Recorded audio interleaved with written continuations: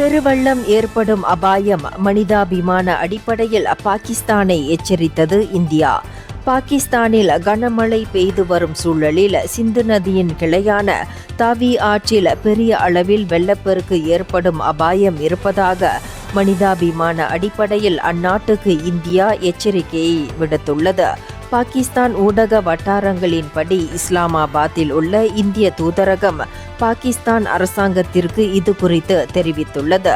வழக்கமாக சிந்து நதி நீர் ஒப்பந்தத்தின் கீழ் இரு நாடுகளின் ஆணையர்களிடையே இதுபோன்ற தகவல் பரிமாற்றம் நடைபெறும். இருப்பினும் பஹல்காமில் நடந்த பயங்கரவாத தாக்குதலுக்கு பிறகு இந்தியா இந்த ஒப்பந்தத்தை தற்காலிகமாக நிறுத்தி வைத்தது.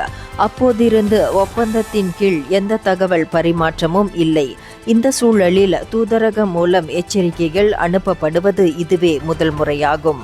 இந்தியர்களின் இதய குரல் மக்களோசை.